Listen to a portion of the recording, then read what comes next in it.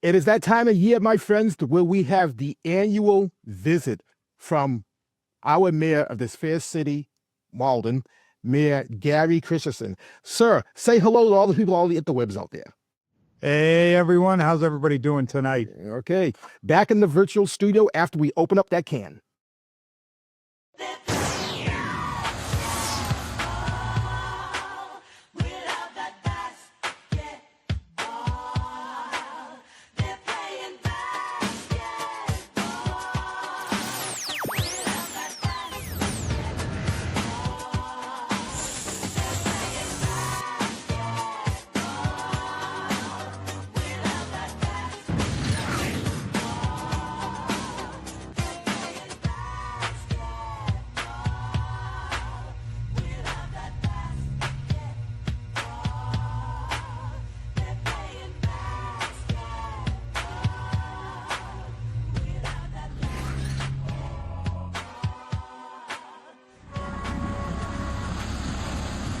Once again, I want to welcome you, all Malden sports fans, to another edition of Around the Rim. I'm your host, the Dudster, Nestor Dudley. As I said at the top, Mayor Gary Christenson in our virtual studios. Sir, we're in the virtual studios, and we're 4 years past COVID. Doesn't matter where I am, as long as I'm on the show. It's tradition. Well, sir, as always, the annual visit when you have come down to the Ferryway School. We had games last night. We had the Celtics, the team that you personally sponsor, the champions of 2 seasons ago, against the Lakers. And once again, and I talked to Beanie Amos, and he said it seems like every year he's playing the Celtics on a Wednesday night. So he attributes that to just lazy scheduling by the commissioner, Ken Bazanta. But once again, sir, your Celtics came on top of the Lakers, and it made a lot of people in the purple and gold family. They Beanie Amos angry, and I'm sure Counselor Craig Spadafora, who was not in town, I'm sure he felt the pain where he was at. Keep going. You know, sir, as I always say, respectfully, you are the sorest winner I have ever met in my life. I'll tell you what, though, the game started off tight, you have to say. The first quarter, maybe quarter and a half, and then the floodgates opened. My MVP for the Celtics, which had a pretty balanced attack, was Matt DaCosta. He just rained down 4 big threes. Matt DaCosta, sir, total up 16 points. I don't have the official stats from Bradworth Benton, slow coming from the left coast. But, sir, I have to tell you, this is like the first time I've heard this young man's name like all season. So he had a career game, and what a time to have a career game in front of the mayor. Yes, and he wasn't alone. Azalino, Sweeney, even Cameron Crawford had one shot, and it was a 3 at the toward the end of the game. I mean, it was just a really well-balanced attack, and which makes me wonder why they were 1-4 going in, because they didn't play like that. I'm hoping this is the start of something. Yeah, you know, it could be the start of something. They have 2 wins, unfortunately for the Lakers, 2 wins are against the Lakers. And, sir, this year's season, it is so much parity. I mean, the Sixers, who you didn't see last night because they were not in the building, they are on top of the league. Their record is 4-1. But literally any team can beat any other team. There's really not, in my opinion, one team that stands out head and shoulders. Like last year, the Bullets stood out head and shoulders. The year before, your Celtics stood out head and shoulders. This year, sir, the parity is just crazy. Yeah, for sure. And I think on the Lakers side, you know, they didn't play bad, but they're really limited by the number of scores that they have. I mean, you know, it's really the Wharton and Gavin show. So until they get someone else, you know, I think this may continue. Yeah. Which, if it's against the Celtics, I'm okay with. So. Oh, if only the Celtics could play the Lakers 15 games of the season. But the final score was 62-38. I mean, it was what the score said. It certainly was what the score was, and as you said, it was tight in the beginning, tight for like the first 10 minutes, and then afterwards, as you said, and you just put it so perfect that the floodgates just opened. Yeah, yeah. And I haven't heard from Council Spatafora since, so. and sir, you might not. I mean, he might just stay out of town. Yeah, I think so. He was chatting with me right up until tip, but that was it. Once I took a picture of me, let me see if I have it. This is what I sent him at halftime. I don't know if you could see that. Oh, And at halftime, it was 52-27. yeah, and by that time, 52-27. I mean, that game is basically over at that point. You know, it's Yeah. the Lakers did not quit. There's no quitting that team. But for all intents and purposes, sir, we knew that game was over at that point. Yeah. So, and sir, you hear that sound? I see that look on your face. Yes, all because we are virtual doesn't mean that we don't have a web. So you are caught up in the virtual web. You are caught up. You know, there's no way I'm going to have the mayor of this fair city on the show and don't have the virtual web or a web. So what the comp in the web of the MNBL is what it is I can ask my guest any question. In this case, my guest is Mayor Gary Christenson. Anything I want. It may or may not have to do with the Marlin Neighborhood Basketball League. So, sir, this is a question that I bet you could never anticipate, but I'm sure that you were fully prepared to answer it. The Super Bowl next weekend between the Philadelphia Eagles and the Kansas City Chiefs. Who you got and why? That's a good one. Do you have a good answer? You stumped me. Yeah. I would say the Eagles. Okay. And the reason being, Barkley. Yes. There's just something about him. You know, it's one of those years that he's had that, to me, only makes sense that they win the Super Bowl as a result. Mm-hmm. In my opinion, sir, it was a shame that they sat him out that last game. Eric Dickerson's record was right there.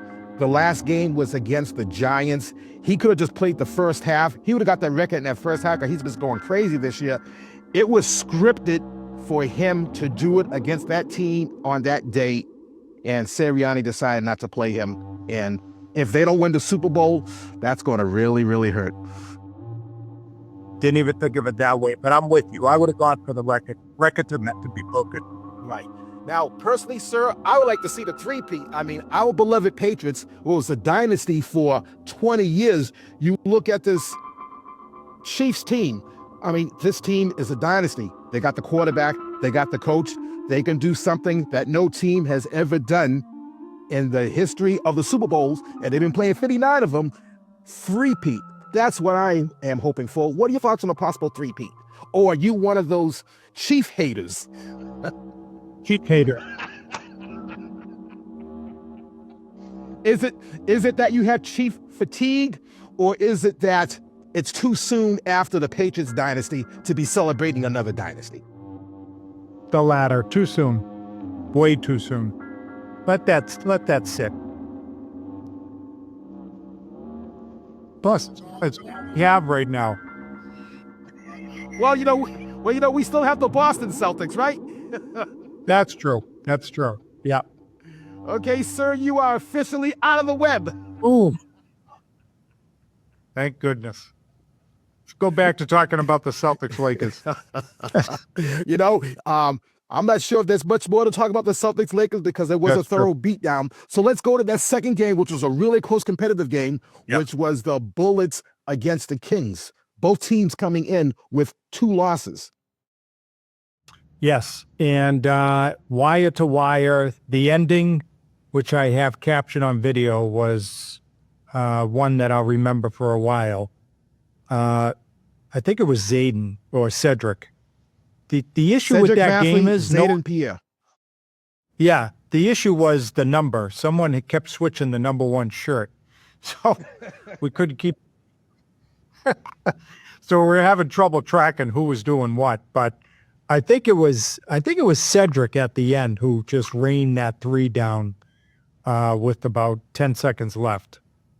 But in the scorer's book, it doesn't have anybody hitting a three, which is. You know, I'm looking at the scorer's book right now. Right when you said that, I was going to let you know which player it is. But in the fourth, you are absolutely right, sir. It's not in the book. I don't know what's up with that. Yeah, right. Hey, might be under review that game because they won by 1 point. Yeah, they won by 1 point. 50. Yeah, they won by 1 point. Yes, it was a foul was called at the 1 minute, 1 second mark, I should say, and Right. the player Chase Bowling had 2 chances to send it into overtime (OT). And you know what? When the eyes of the league are on you, palms get sweaty, butt cheeks tighten up, and he missed them both. And that's very Let me ask you- very uncharacteristic of that player. Yeah, Bowling has nothing to be ashamed Nothing of. He at was all. awesome, as was Hassan. Both really great players. They had a great game. Adam Hassan. But a question I had for you, there was some controversy at the end when Coach Wright claimed that there was unsportsmanlike conduct from the fans of the opposing team, not allowing Bowling to be able to shoot his free throw in peace. Right. You know, it's the fans, you know, it all depends what official it is. Now, it was official Steve Frecker. He would never make this call. I've known him for years. But there are some officials that would actually give a warning and say, you guys got to quiet down. And if you don't quiet down, they would assess a technical on the head coach. But at that point, when there's 1 second left to go, that's basically dictating and controlling the end of the game. And every good official, and Steve Frecker is a good official, every good official will let you know, and they will tell you they do not want to be the one to decide the game. They just want to officiate the game. They don't even want you to know their name. I know Steve Frecker because I've known Steve Frecker all my life, and so have you. But they don't even want you to know their names. And Nestor, I didn't think it was overly raucous, did you? I mean, No. I heard them, banging the stands, but I didn't think it was overbearing. It wasn't overbearing. It wasn't disrespectful. It wasn't confrontational. I don't even think it affected Chance Bowling. I think the person that affected was head coach Steve Wright. Yeah, right, it Yeah, was. because Bowling didn't say anything. yes, Steve Wright was the only one in the building that it affected. Yeah, not even his assistant coach was saying anything. It was just him. But yeah, my goodness, what a game! And you picked, Fantastic. you picked a nice night to witness that game. And I see you bebopping. There's Planet Rock. Go on, this is your show. You could be. I'll bebop with you. So it is time for the Rollers. So we're gonna go and check out this past week's play. The week of January 25th, Fairway School. First game, Bullets versus the Celtics. Bullets beat the Celtics 51-45. Azalino high man for the Celtics, 13 points. Bowling led all scores with 20 points as the Bullets improved to 4-1. Celtics dropped to 1-4. Second game Saturday, Pistons-Kings. Kings over the Pistons, 64-42. Sullivan, high man for the Pistons, 12 points. Matheley led all scores with 19 points. As the Kings improved to 3-2, the Pistons dropped to 3-2. First game Sunday, Bullets versus Pistons. Pistons 47, Bullets 38. Hassan, high man for the Bullets, 12 points. Sullivan led all scores with 17 points as the Pistons improved to 4-2 and the Bullets dropped to 4-2. Second game Sunday, Lakers Sixers. Sixers 6-point better than the Lakers, 36-30.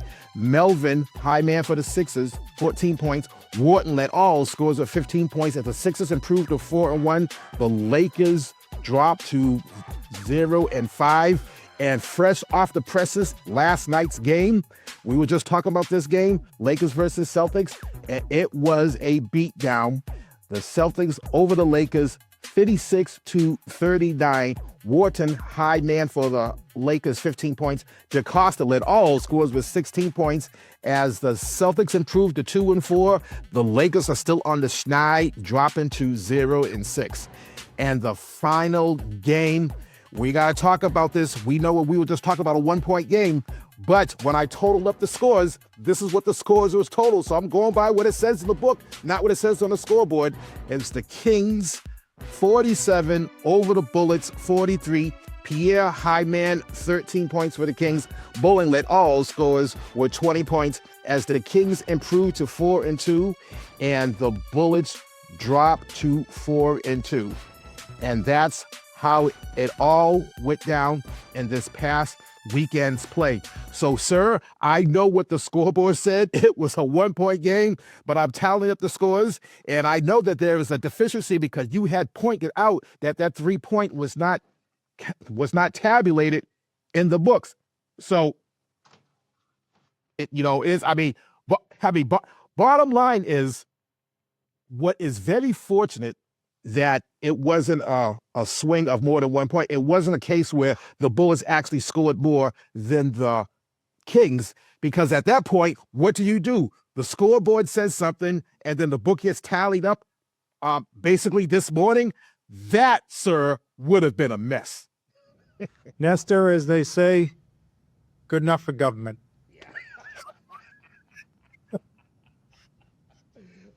So now, sir, it's on to the weekly Around the Rim Awards. So self-kickage, Player of the Week, Cedric Matheley of the Kings. Coach of the Week, James Brito-White of the Kings. Team of the Week, the Kings. And will it be a Kings sweep? Yes, it will be a Kings sweep. Zaden, Pierre of the Kings, both him and Cedric had a very nice game.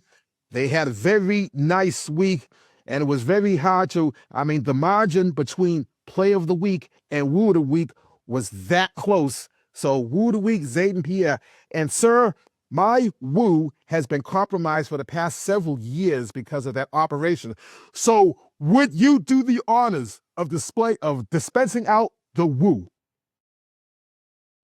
Tell me when. You ready? On your cue, sir. This is your show.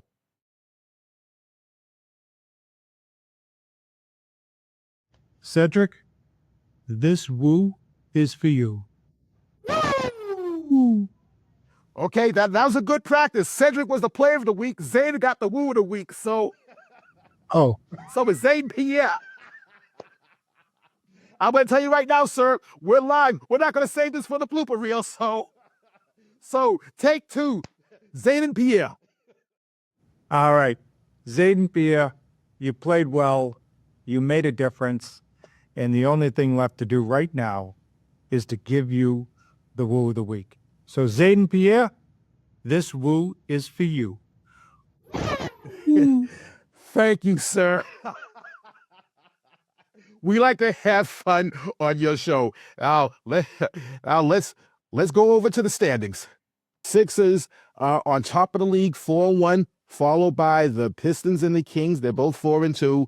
Bullets slopping down to the 4th slot, 4-3, followed by the Celtics, 4-2, and the Lakers coming up, pulling up the rear, zip and 6.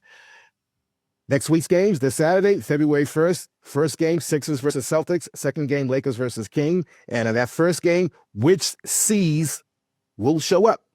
Hashtag, which C's will show up? Sunday's game, first game, Lakers Pistons, second game, Bullets versus Sixers. And in that second game, hashtag, interesting matchup. Where to read them? Malden Advocate. The paper is free for the cheap. And sir, yes, my cheap has been compromised as well. I should have had you do the cheap. Or you could just view this stuff online. MNBL.org is the website for the league. ATRLive.com is the website for this show. And Instagram's at MNBL1986. Around the Rim, stream ATR on all devices, live or VOD. Again, website, ATRLive.com. Around the Rim, public channel in Malden, still the channel still known as MATV. Comcast Channel 9, Verizon Channel 28, plays live every Thursday evening, replay Friday night at 10 p.m., followed by the following Wednesday repeat at 3 p.m. Like and stream Around the Rim, hashtag follow, hashtag stream, hashtag retweet at Nesta Dudley or IG's at The Real Nesta Dudley. My mic sounds nice. Check 1. I said my microphone sounds nice when it's on. Check 2. Beyond the Rim is the other joint that your man Nesta Dudley have. It's a podcast where Around the Rim ends, Beyond the Rim begins and goes beyond. Beyond the Rim, the podcast, available on Apple Podcasts, Spotify, YouTube, or wherever you stream your podcast. And you know, I like to say, sir, take no promotion like self-promotion. That's great. Sure. So as we start winding down this show, we have about 5 minutes or so. I'm certainly not going to rush. You're the mayor of Malden. If you want to stay on for an hour, we'll stay on for an hour, doggone it. But we got 5 minutes to go. What would you like to say in the remaining time that we have? Again, the show is yours. You take your time, sir. Thank you for continuing to do this, Nesta. This is not something you have to do. It's something you want to do. And it was on display last night, just what it means, not only to me, but our entire city. Hats off to you all. Thank you, sir. Thank you, sir. While we have a couple of minutes, I'm actually glad that we do, because at the beginning of the night, sir, the game started 15 minutes late. So game's supposed to start at 7 p.m., started at 7:15 p.m. The assigner mixed up her days, thought it was next week. So Ken Mazarson was looking for referees. So, sir, was there a point that you thought about maybe taking off your tie, grabbing a whistle, and going out there and officiate?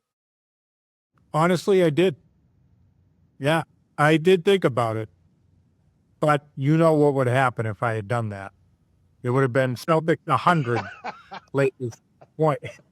Sir, could there have been a realistic scenario where, you know, every job description has other duties as assigned? So is there a world that would have existed that you would have gone on the phone and either called the Kevin Duffys or the Ron Hogans or the Maria Louises to come down and officiate the game? I would have. Absolutely. Whatever it takes. Well, sir, once again, thank you for, being on this show. It's always a pleasure when you can come to the studios, whether it is the in-studio or the virtual studios of Around the Rim. It's just, thank you, sir. Thank you. Thank you for being a guest. My pleasure. Thank you for coming to the games and stuff. Thank you for your continuous support. Thank you for the kind words that you bestowed upon myself and the league. And of course, the top dog is Ken Mazarson. This league is not this league without Commissioner Ken Mazarson. Now, most importantly, for the black... Yes. Oh. Do you want to give my outro too? I want you to. I love it. Well, sir, thank you. And I'll be seeing you again real soon. But until next time, I just want to say, buenas noches. Hooches cooches. I came in peace. I leave with love. This is for the red, the black, and the green. And I'll be seeing you at the games.